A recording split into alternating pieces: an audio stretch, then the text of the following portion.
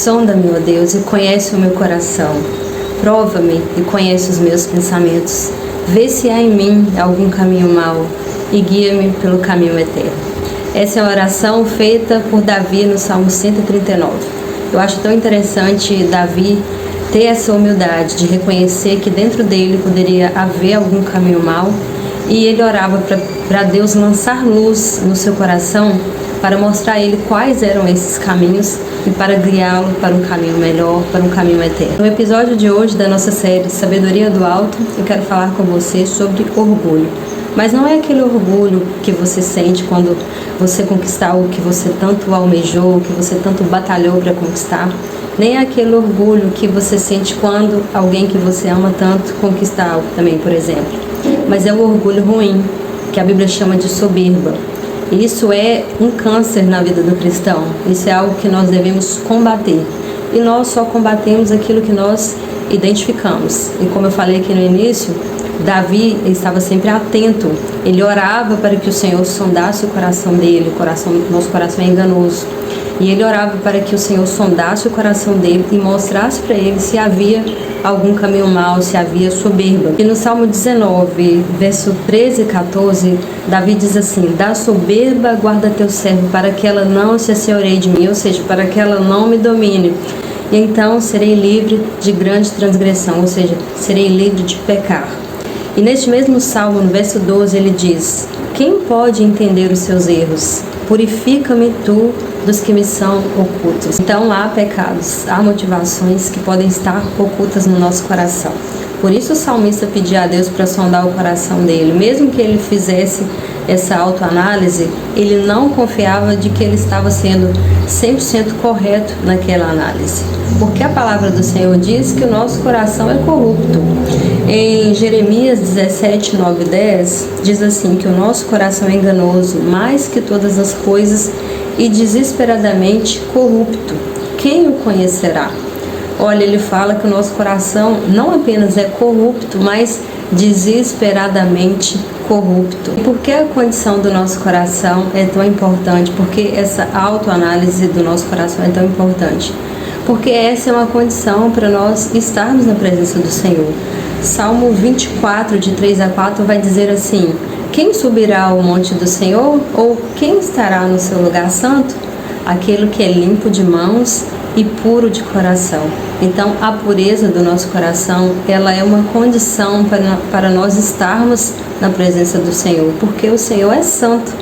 Então, nós não podemos nos achegar a Ele com o coração de qualquer maneira. Só que muitas vezes, como eu disse, nós podemos pensar que nosso coração está puro, nosso coração está livre de todo mal. E o salmista Davi, ele tinha esse discernimento espiritual de que não, tem pecados, tem situações, tem motivações que podem estar no nosso coração e que estão passando despercebido aos nossos olhos. Mas quando nós pedimos ao Senhor esse discernimento, quando nós pedimos para o Senhor sondar o nosso coração, Ele pode mostrar para nós aquilo que nós mesmos não estamos conseguindo enxergar. E Davi era mesmo um homem que precisava se preocupar com a condição do coração dele. Afinal, ele era rei, ele tinha fama, tinha autoridade, tinha poder, tinha dinheiro.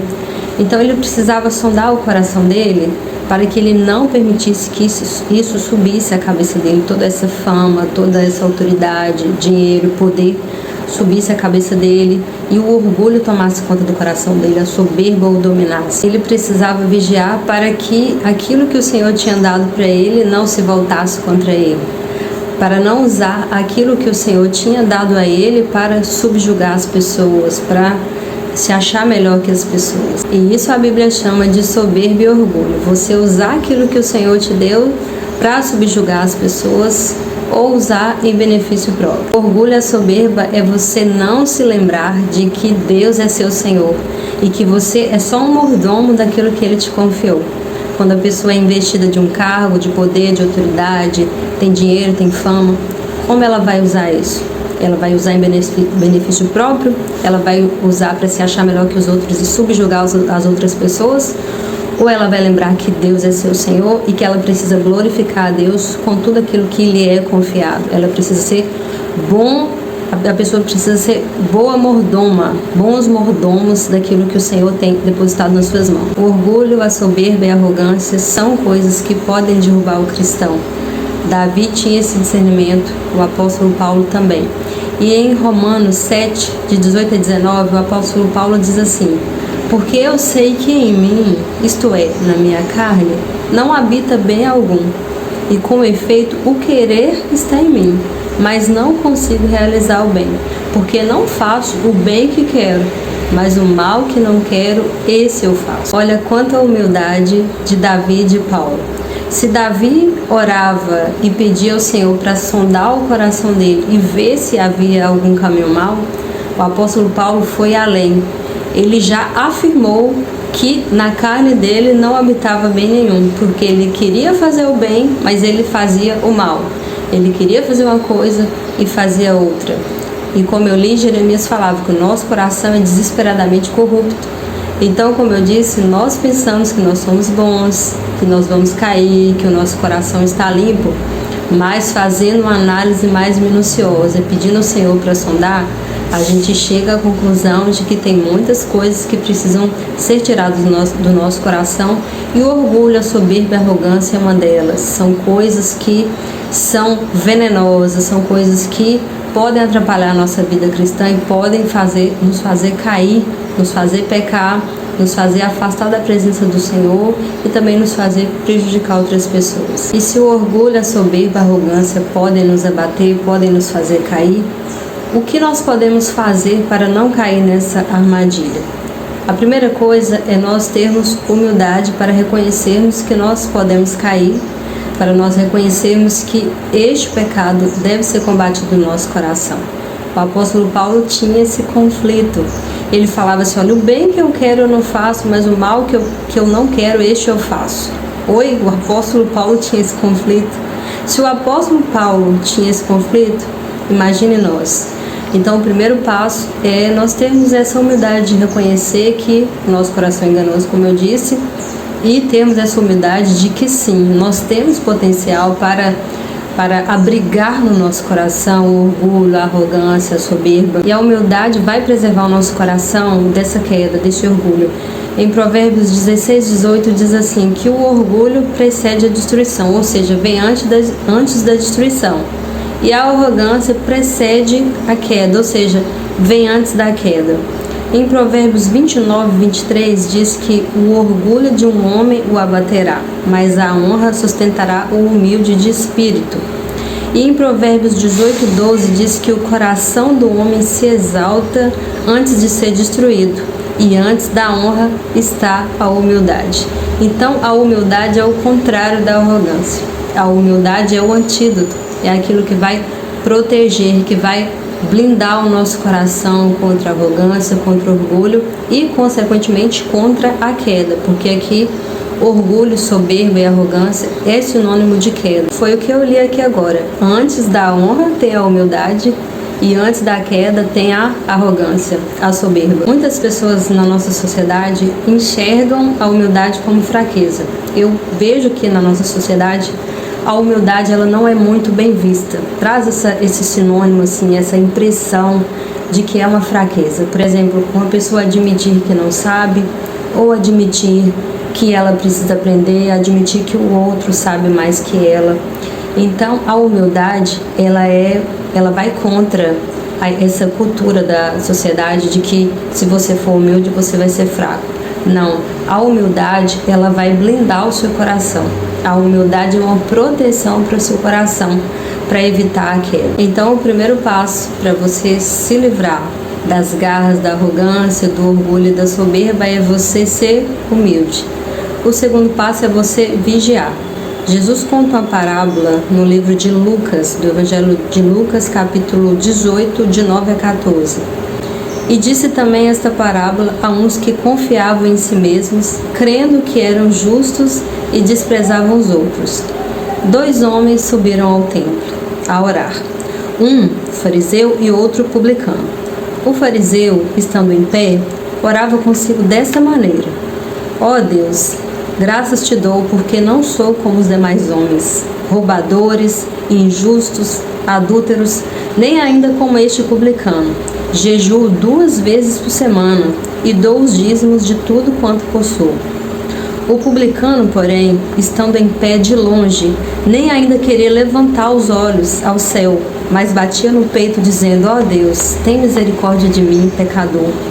Digo-vos que este, o publicano, desceu justificado para sua casa, e não aquele, não o fariseu. Porque qualquer que a si mesmo se exalta, será humilhado, e qualquer que a si mesmo se humilha, será exaltado. Eu quero chamar a atenção para vocês de um ditado que diz assim: os humilhados serão exaltados. E não é isso que a Bíblia fala. Não são os humilhados que serão exaltados. Como nós lemos aqui, é quem se humilha será exaltado. A palavra do Senhor diz assim: humilhai-vos na presença de Deus, e Ele vos exaltará. Então, antes de o Senhor nos exaltar, nos honrar, nós precisamos da humildade de nos humilharmos diante dele. E nós precisamos vigiar. Nós precisamos vigiar para que nós não nos comportemos como se nós fôssemos melhor que os outros, como na parábola aqui que nós lemos. Também nós devemos vigiar para que aquilo que o Senhor nos confia não seja usado contra as pessoas. Por exemplo, você foi investido de um cargo de autoridade. Você não vai pensar que a vida das pessoas está nas suas mãos. Pelo contrário, você vai saber, você vai lembrar, você vai vigiar para você lembrar que o Senhor te deu aquela autoridade, te colocou naquela posição de autoridade para você servir as pessoas, não para você subjugá-las. Porque o seu Senhor, Ele está vendo tudo que você está fazendo. Muitas pessoas dizem que o poder muda as pessoas, mas na verdade o poder só revela quem são as pessoas. O salmista Davi, o rei Davi, ele era um homem que foi investido de muita autoridade e ele vigiava o tempo todo para que ele não usasse dessa autoridade contra as pessoas. Lembra do caso de Batseba? Quando ele usou da autoridade para benefício próprio, para subjugar a outra pessoa, ele caiu em pecado, ele sofreu grandes consequências. Então não é à toa que Davi fazia essas orações pedindo a Deus para sondar o coração dele, para que ele vigiasse o tempo todo. Então nós também precisamos vigiar, pedir a Deus para sondar o nosso coração e vigiar o tempo todo, para que a soberba, a arrogância e o orgulho não suba na nossa cabeça, para que nós o tempo todo não nos esqueçamos quem é o nosso Senhor, a quem nós estamos servindo, e que nós devemos agradar ao nosso Senhor e que Ele está observando aquilo que nós fazemos com aquilo que Ele tem colocado nas nossas mãos. E o terceiro passo para você não cair nas garras da soberba, do orgulho e da arrogância é ore. Em Mateus 26:41 diz assim: vigiai e orai, para que não entreis em tentação. O espírito está pronto, mas a carne é fraca. Na dica anterior eu disse para você vigiar e agora é para você orar. Essas duas ações elas andam juntas: vigiar, orar. Você vigia, você sonda o seu coração, e se você detecta que algo está errado, algo não está de acordo com a palavra, se você vigiou e percebeu que algo pode fazer você cair, você ora. Vigiai e orai. Você ora para que o Senhor não te permita cair em tentação. O apóstolo Paulo dizia: o querer o bem está em mim, mas não o efetuar. Muitas vezes nós queremos fazer o que é certo, nós não queremos cair, mas nós acabamos caindo por falta de vigiar e por falta de orar. Mas a gente só vai vigiar e orar se a gente tiver humildade para reconhecer que nós precisamos do Senhor.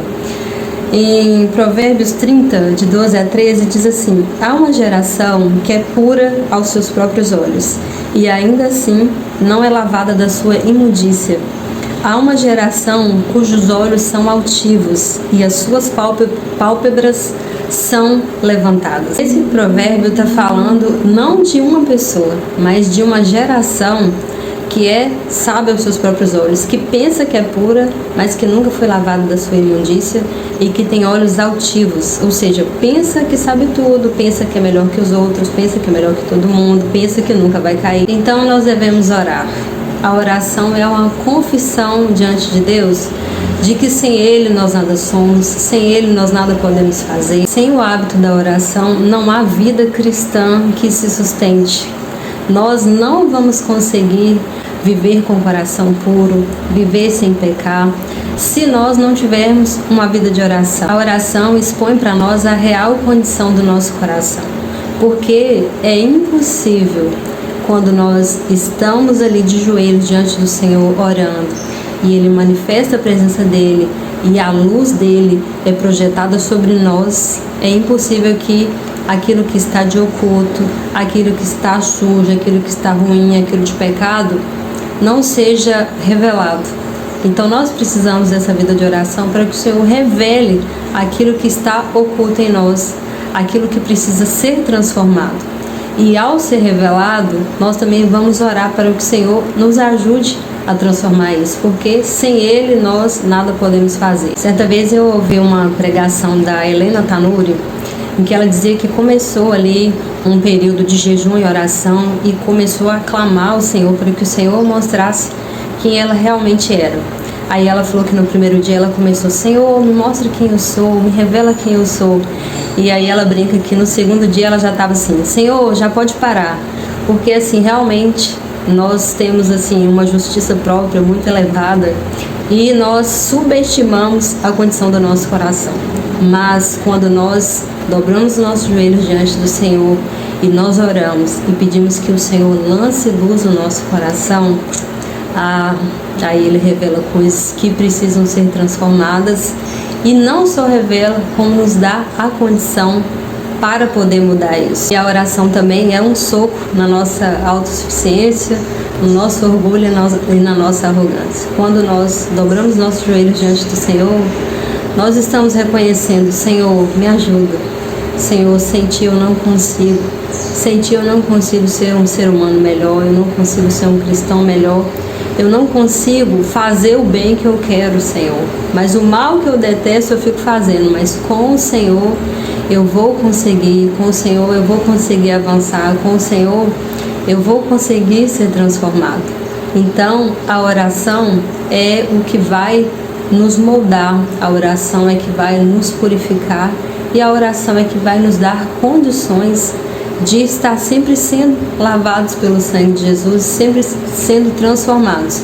Enquanto nós estivermos aqui na terra, nós sempre vamos ter algo para ser transformado pelo Senhor. Nós estamos sendo transformados de glória em glória à imagem de Cristo. Enfim, vamos vigiar mais e orar mais.